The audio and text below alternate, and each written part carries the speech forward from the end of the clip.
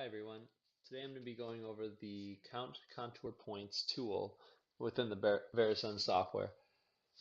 So if you go here to Check Features tab and you click on the Feature Comparison tool, you're going to have this tool right here, the first one, which is called Count Contour Points.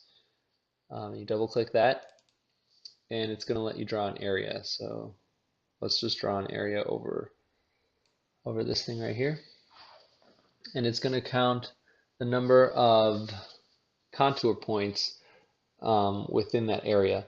And by contour points are basically edges, but they're points. So it's analyzing every pixel and looking around at its neighbor pixels to see if there's like an edge on each pixel. So in this case, you can see there's almost 1,700 pixels that have like edges around them. So if we zoom in, we can see that. You can see all these orange lines are considered contour points. And you can see there's a lot of noise out here. So that brings up a good point because I wanted to show you, let's zoom out. This is directly tied in with, if you go back to the adjust images, your edge detection sensitivity. So if we go back here to this button up here, this will show you the contours that the software sees.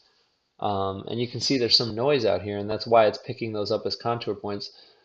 So that's because this is set at an extremely low sensitivity.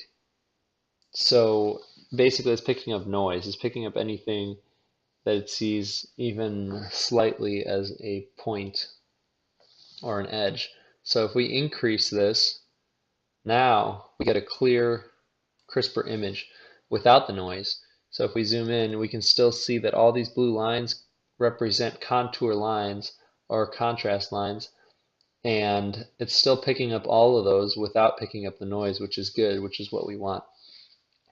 And if you increase it all the way to very high sensitivity, well, in this case it's just white and black, so there's still going to be an edge. But let's say this was like darker gray and this was black, or there wasn't as much contrast, then you're going to lose that edge. So it's really just trial and error, finding out where you still see the edges you want to, but without seeing, the noise that we were seeing before.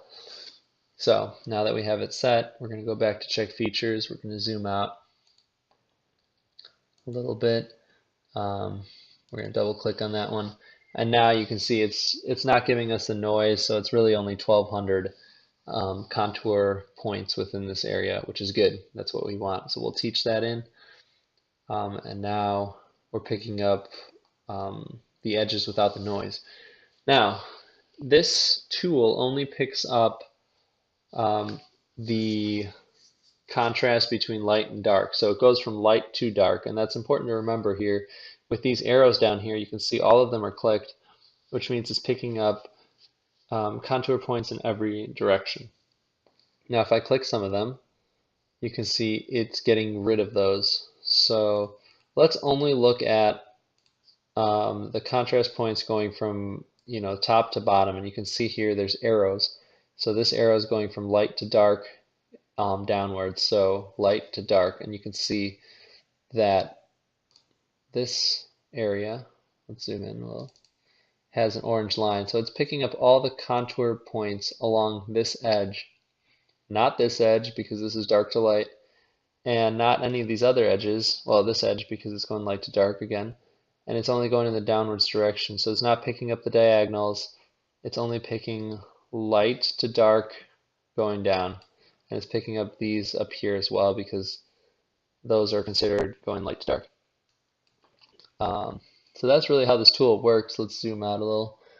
So you can see going from light to dark downwards has 334 contour points. If we include the ones going up, now we have 668 because it's including these, this one, and then I think down here at the bottom, yes, as well. Now let's only include diagonal. Let's include these diagonal. So now it's looking from light to dark in a downwards to the left diagonal, and you can see it's picking up these. That's why they're orange, and that's picking up those as 175 contour points, and it's picking up these here on the edge as well. So this is a really nice tool sometimes for seeing the orientation of a product, seeing if it's oriented correctly. You can pick up contour points along that. That's really all there is to this tool. You can include as many directions as you want or as little directions as you want. And you can adjust this lower threshold, upper threshold. There's also a couple different types of uh, shapes that you can create for your area. This is a circle. I typically stick with the rectangle. You can track, let's zoom out all the way. You can track this tool off of a different tool, which is like a search tool, and then this tool will move. As your part moves, this tool will move with it, which is nice. And that's really all there is to this tool.